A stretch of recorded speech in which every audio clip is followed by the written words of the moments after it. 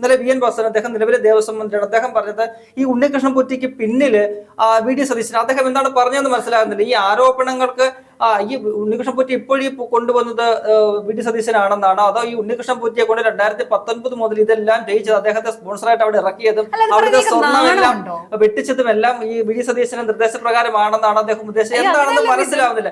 ഇത് രണ്ടാണെങ്കിലും അതാണ് പറയുന്നത്, ഇത് രണ്ടാണെങ്കിലും അങ്ങേയറ്റത്തെ വിഡ്ഢിത്തമാണ് വി എൻ വാസവൻ പറഞ്ഞിരിക്കുന്നത് എന്നതാണ് ഒരു നമുക്ക് പറയാനുള്ളത്. കാരണം സതീശൻ വിചാരിച്ചിട്ട് 2019 സതീശൻ ഒരു പ്രതിപക്ഷ MLA മാത്രമാണ് അദ്ദേഹം, അല്ലെ?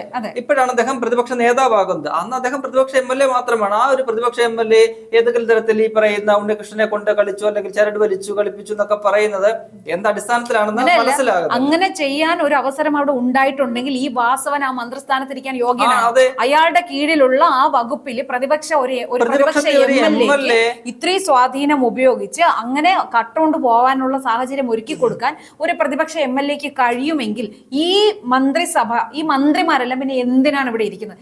അല്ല, അവരുടെ ആ ഒരു എന്താ പറയുക ജോലി, അതിനെക്കുറിച്ച് അവര് ചിന്തിക്കേണ്ടിയിരിക്കുന്നത്. കാരണം പ്രതിപക്ഷത്തെ ഒരു സാധാരണ MLAക്ക് കാര്യങ്ങളൊക്കെ ചെയ്യാൻ കഴിയും. ഒരാളെ കൊണ്ടുവന്ന് ഒരു അവതാരത്തെ പറയുന്ന മുഖ്യമന്ത്രി എന്ന് പറഞ്ഞാണല്ലേ അവതാരങ്ങൾ, അധികാരിയുടെ നാഴികളുടെ അവതാരങ്ങളൊന്നും ഇനി ഉണ്ടാകില്ല എന്നൊക്കെ മുഖ്യമന്ത്രി വലിയ വായിൽ പറഞ്ഞതാണ്.